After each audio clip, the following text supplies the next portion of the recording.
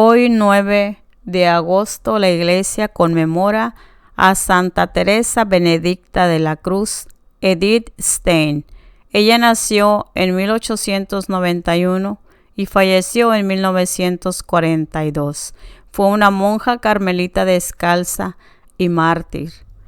Nos inclinamos profundamente ante el testimonio de la vida y la muerte de Edith Stein, hija extraordinaria de Israel e hija al mismo tiempo del Carmelo, Sor Teresa Benedicta de la Cruz, una personalidad que reúne en su rica vida una síntesis dramática de nuestro siglo, la síntesis de una historia llena de heridas y profundas que siguen doliendo aún hoy, y síntesis al mismo tiempo de la verdad plena sobre el hombre, en un corazón que estuvo inquieto e insatisfecho hasta que encontré descanso en Dios. Estas palabras fueron pronunciadas por el Papa Juan Pablo II con ocasión de la beatificación de Edith Stein en Colonia el 1 de mayo de 1987. ¿Quién fue esta mujer extraordinaria? Cuando Edith Stein, la última de 11 hermanos, nació en Breslau el 12 de octubre de 1891. La familia festejaba el Yom Kippur, la mayor fiesta hebrea, el día de la expiación. Esto hizo, más que ninguna otra cosa, que su madre tuviera una especial predilección por la hija más pequeña. Precisamente esta fecha de su nacimiento fue para la carmelita casi un vaticinio. El padre comerciante de maderas murió cuando Edith no había cumplido aún 2 años. La madre, una mujer muy religiosa, solícita y voluntariosa, una persona verdaderamente admirable, al quedarse sola, debió hacer frente tanto al cuidado de la familia como a la gestión de la gran hacienda familiar, pero no consiguió mantener en los hijos una fe viva. Edith perdió la fe en Dios. Con plena conciencia y por libre elección, dejé de rezar. Esa fue una de sus frases en su libro, de su testimonio. Obtuvo brillantemente la reválida en 1911 y comenzó a estudiar germanística e historia en la Universidad de Breslau, más para tener una base de sustento en el futuro que por auténtica pasión. Su verdadero interés era la filosofía. Le interesaban también los problemas de la mujer. Entró a formar parte de la organización Asociación Prusiana para el Derecho Femenino al Voto.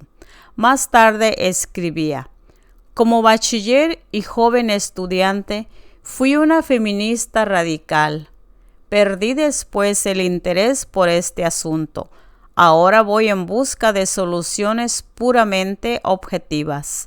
En 1913, la estudiante Edith Stein se fue a Gotinga para asistir a las clases universitarias de Edmund Husserl, de quien llegó a ser discípula y asistente, consiguiendo con el doctorado.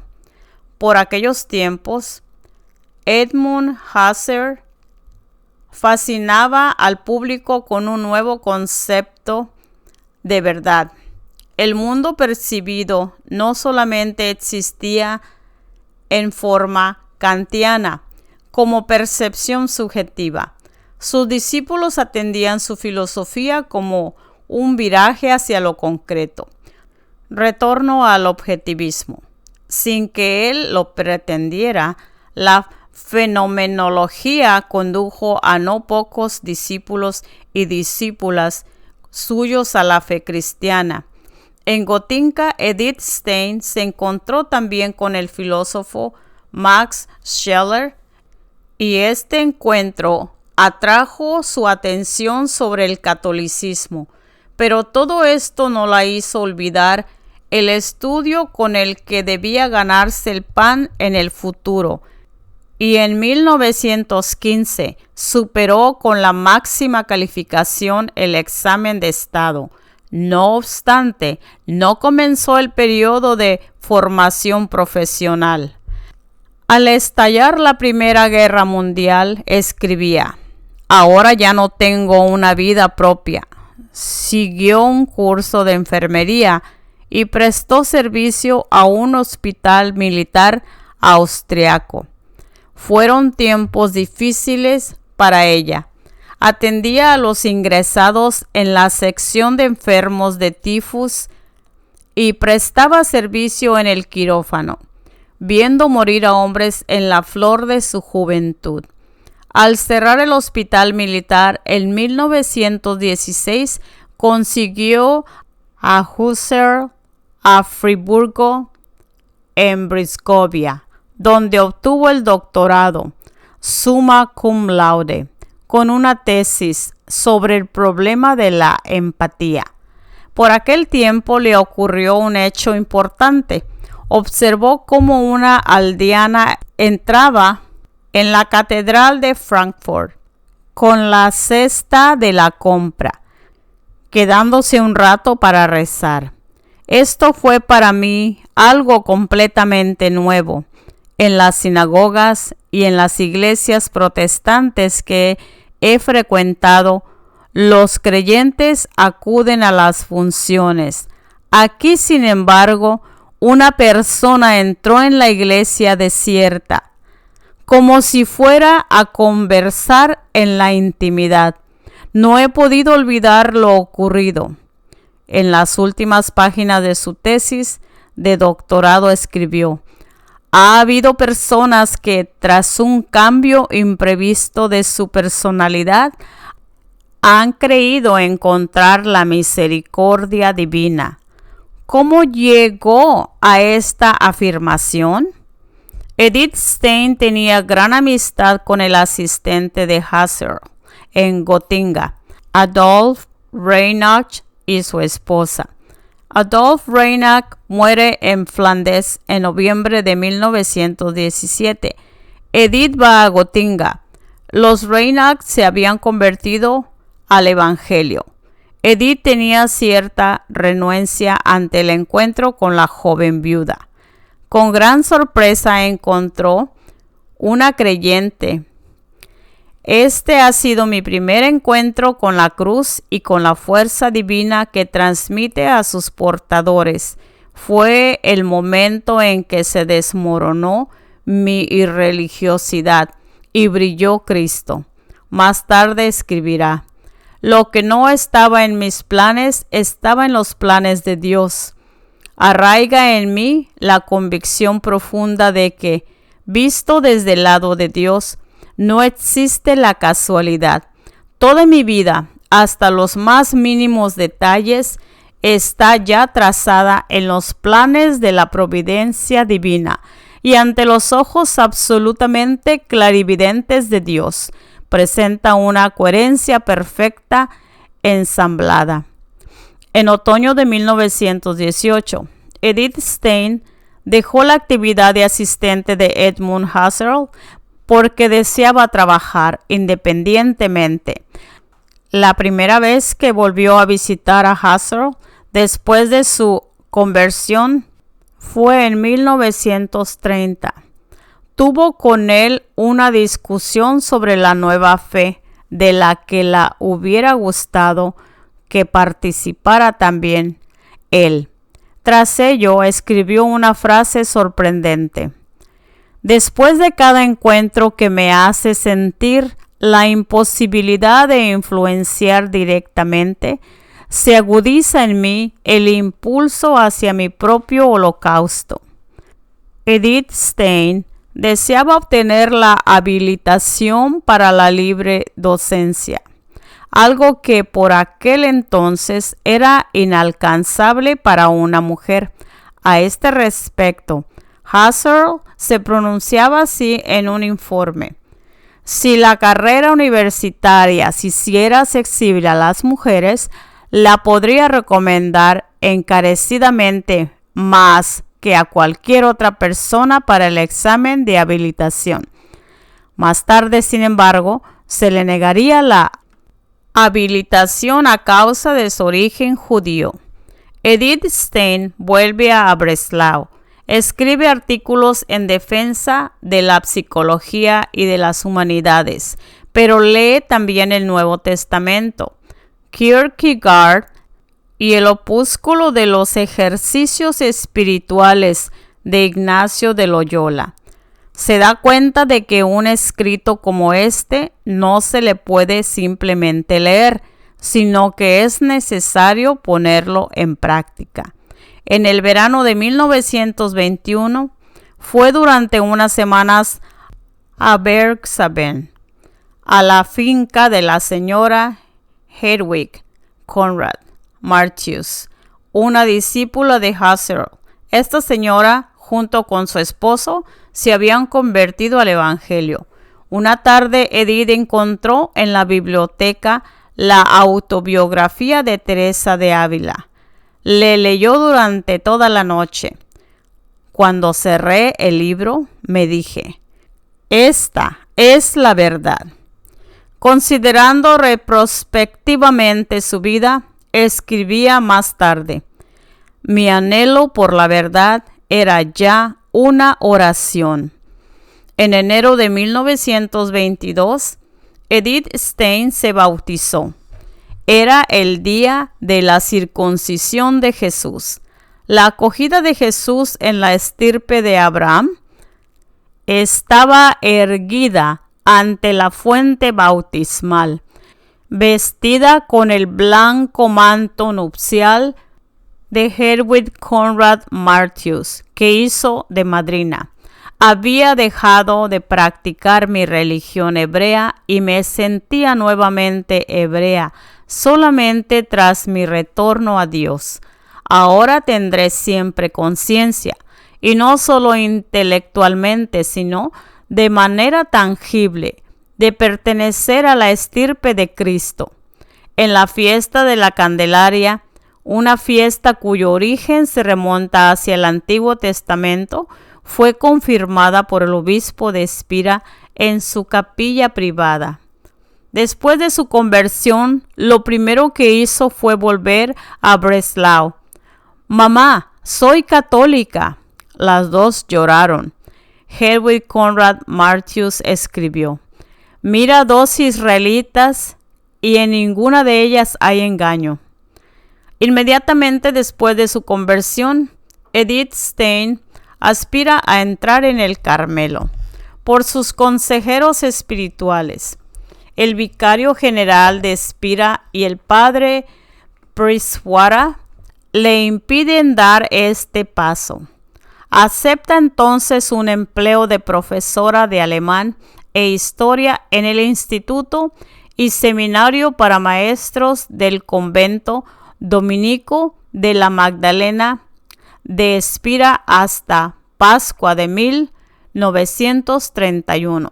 Por insistencia del arquiabad Rafael Walser del convento de Beurón, hace largos viajes para dar conferencias, sobre todo sobre temas femeninos. Durante el periodo inmediatamente precedente y también bastante después de mi conversión, creía que llevar una vida religiosa significaba renunciar a todas las cosas terrenas y vivir solamente con el pensamiento puesto en Dios. Gradualmente, sin embargo, me he dado cuenta de que este mundo exige de nosotros otras cosas, muchas cosas. Creo incluso que cuanto más se siente uno atraído por Dios, más debe salir de sí mismo, en el sentido de dirigirse al mundo para llevar allí una razón divina para vivir.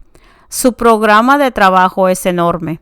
Traduce las cartas y los diarios del periodo precatólico de Newman y la obra Cuestiones Disputate de Veritate de Tomás de Aquino, en una versión muy libre por amor al diálogo con la filosofía moderna.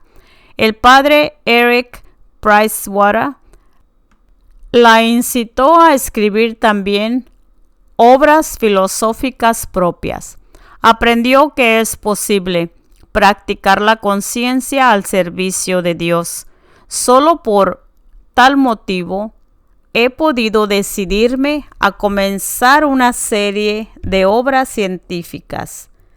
Encuentra siempre las fuerzas necesarias para su vida y su trabajo en el convento benedictino de Beurón, al que va para pasar allí las fiestas más importantes del año eclesiástico. En 1931 termina su actividad en Espira. Intenta de nuevo obtener la habilitación para la libre docencia de Breslau y Friburgo. Todo en vano. Compone entonces unas obras sobre los principales conceptos de Tomás de Aquino, potencia y acción.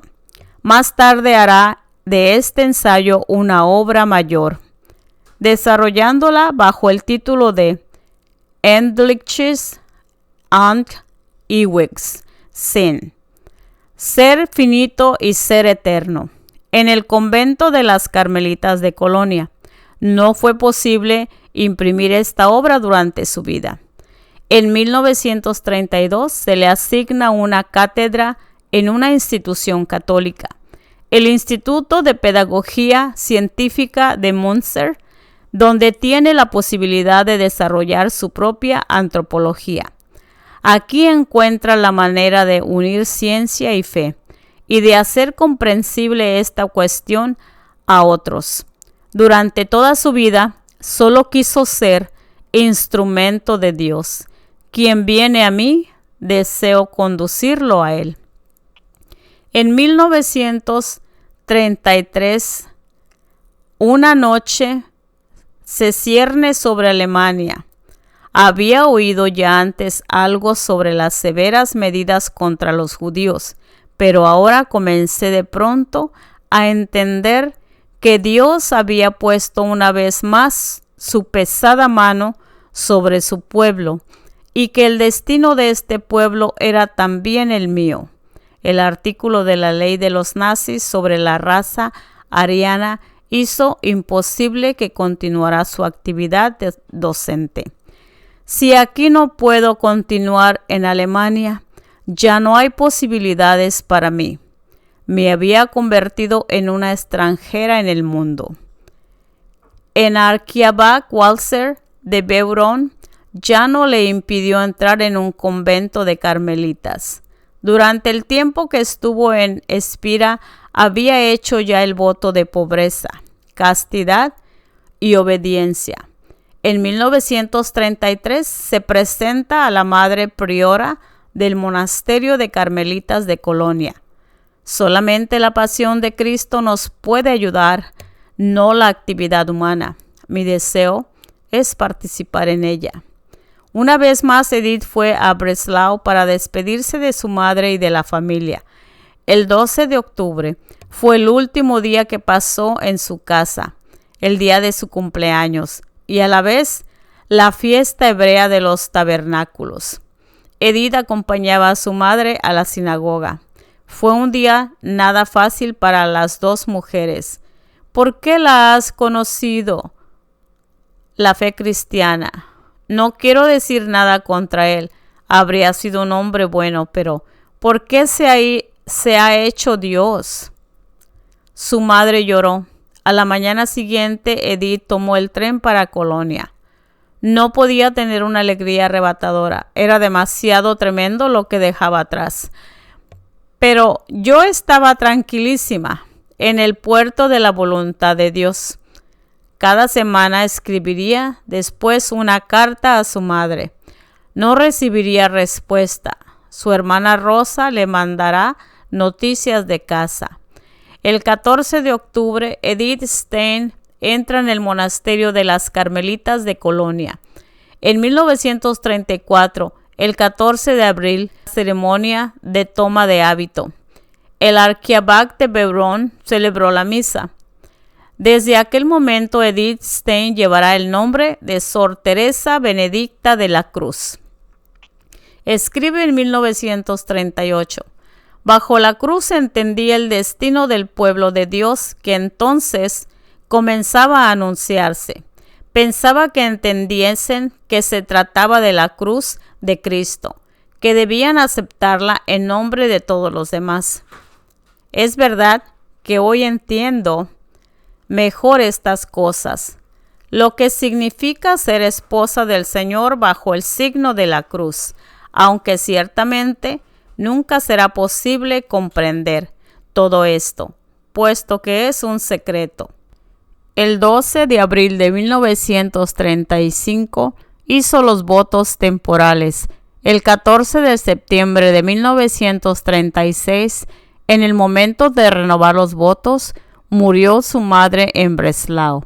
Hasta el último momento, mi madre ha permanecido fiel a su religión, pero puesto que su fe y su firme confianza en su Dios fue lo último que permaneció vivo en su agonía, confió en que haya encontrado un juez muy clemente y que ahora sea mi más fiel abogado, para que también yo pueda llegar a la meta.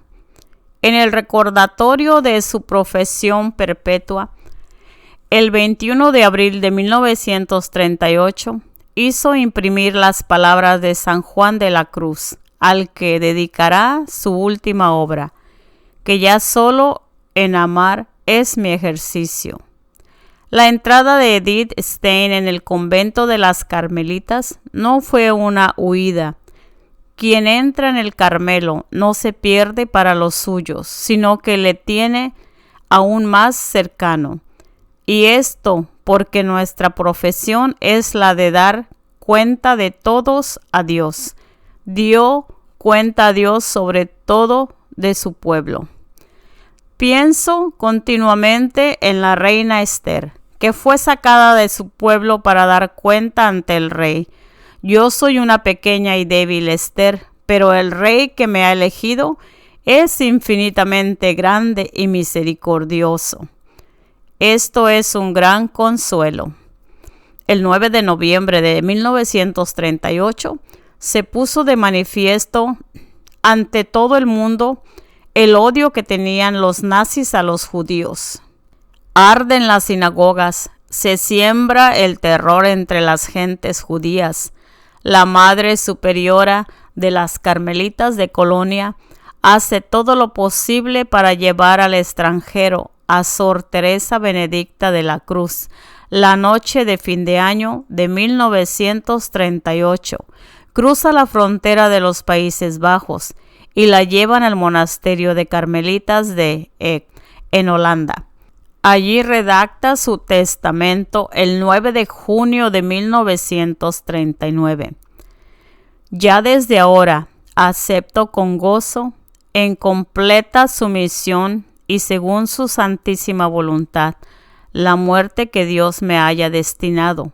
Ruego al Señor que acepte mi vida y muerte, de manera que el Señor sea reconocido por los suyos y que su reino venga con toda su magnificencia para la salvación de Alemania y la paz del mundo.